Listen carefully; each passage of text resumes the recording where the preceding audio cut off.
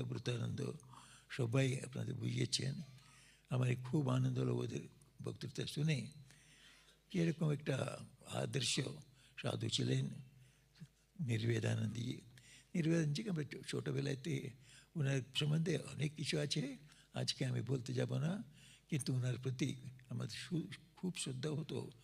কেননা উনি চরিত্র নির্মাণের জন্যে আমাদের যুবকদের মধ্যে কীরকম এই ক্যারেক্টার বিল্ডিং করতে হবে এর জন্য একটা রাস্তা বের করলেন, কীরকম করে চরিত্র নির্মাণ করা যেতে পারে।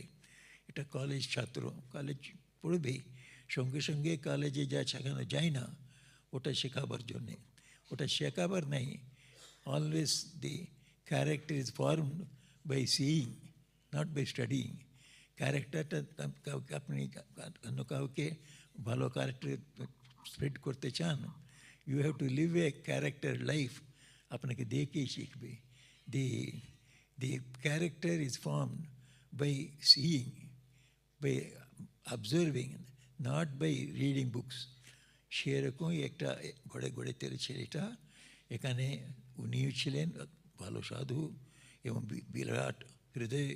আর ঠাকুর স্বামীজি ভাবটা নিয়ে নিঃস্বার্থভাবে সেবা করছেন, ডিভোশনের সঙ্গে ডেডিকেশনের কাজ করছেন।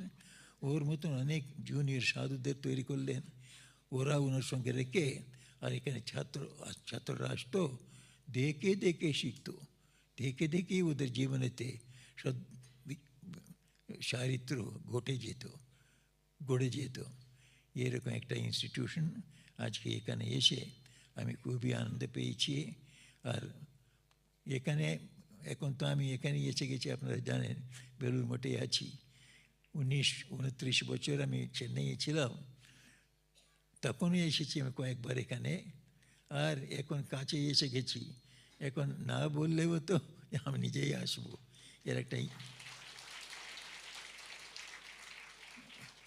এরকম জায়গায় আপনাদের সবাইদের দেখে, স্পেশালি এক্স ছাত্র, তো তোমাদের সবাইদের দেখে আমার খুবই আনন্দ হয়েছে। কেননা আমাদের অনেক ইনস্টিটিউশনগুলো আছে, ডে স্কলারদের নাম করছি, তাবু গভর্নমেন্টের গ্র্যান্ট নিয়ে করছি, ওটার দ্বারা বেশি কিছু চারিত্র নির্মাণ হচ্ছে না, এটা সবাই জানে। তো আমরাই জানি এই চারিত্র নির্মাণ করতে গেলে অন্য রকমের সংস্থা, অন্য রকমের অর্গানাইজেশন দরকার। এরকম করতে হবে, তখনই ছাত্রদের চারিত্র নির্মাণ হবে।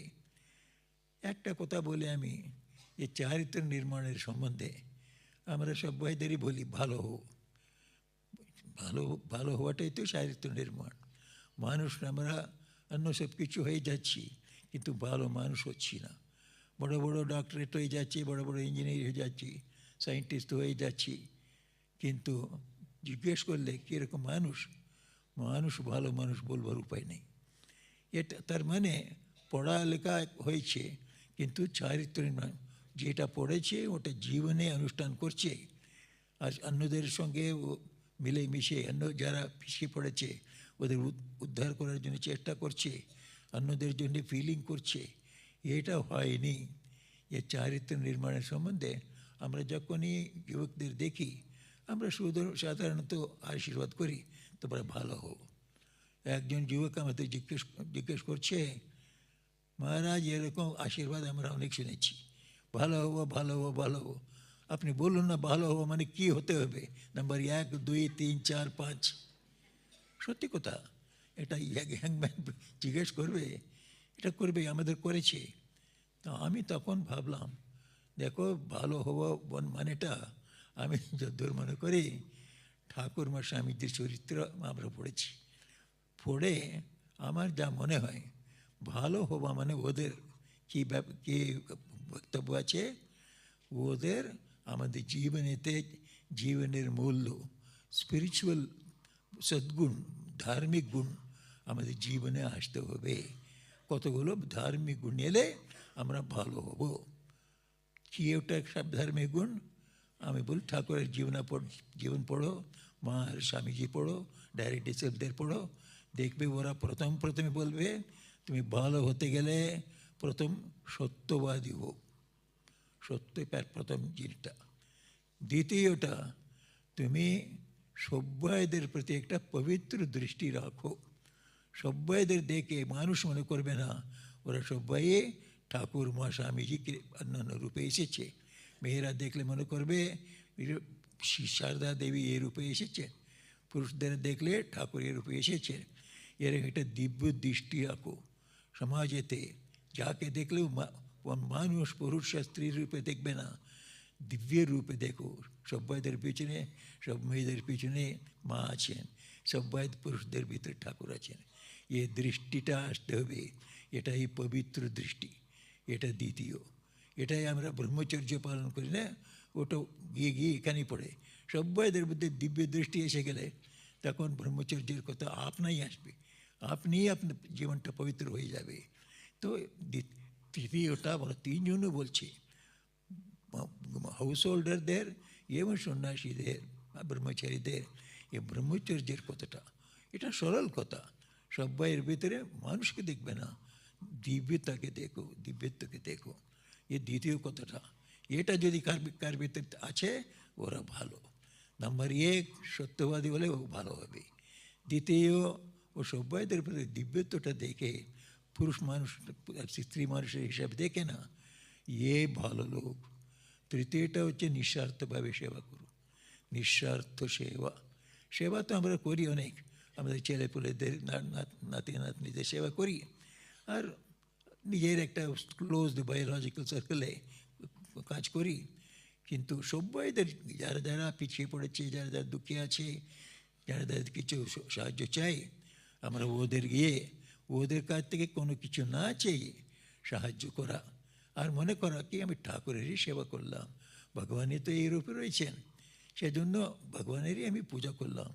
এই ভাবেতে শিবজ্ঞানী জীব সেবা, এটা অন্যদের সেবা করা, নিঃস্বার্থ সেবা, এটা তৃতীয় ধার্মিক গুণ। এটা যার ভিতরে আছে ওরা ভালো। চতুর্থ, এর পাঁচ দুটো এক মিলিত, এটা সব্বাইয়ের চেয়ে বেসিক, এটা বুনিয়াদি মতন সদ্গুণ। এটা হচ্ছে ভগবানেতে বিশ্বাস, ভগবান আছেন বলে বিশ্বাস, এবং উনার প্রার্থনা। যখনই আমাদের অসুবিধা হয় তখন হোল সমাজ আপনার হাত ছেড়ে দিতে পারে, একজন আপনার হাত ছাড়বে না, ভগবান ছাড়বে না। এ ভগবানকে যার বিশ্বাস করে, ওদের জীবনেতে যত কষ্ট হলেও ওরা নিরাশ হবে না, ওরা স্বরূপে অবসন্ন হয়ে আমি আত্মহত্যা করবো বলে যাবে না। এখানকার ছাত্ররা, অন্যান্য ছাত্ররা আমাদের কাছে যারা পড়ছে, ওদের একটা গুণ আছে, ওরা কেউ আত্মহত্যা করতে যাবে না।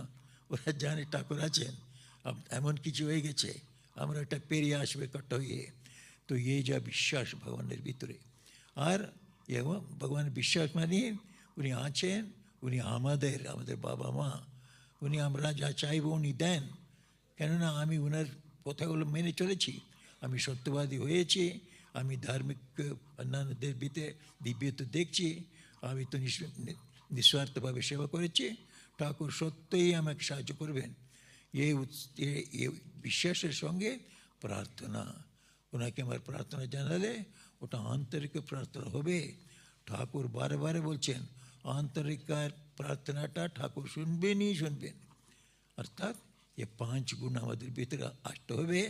এ পাঁচ গুণ যারা আছে ওরা ঠিক ভালো লোক, চরিত্র সম্পন্ন লোক।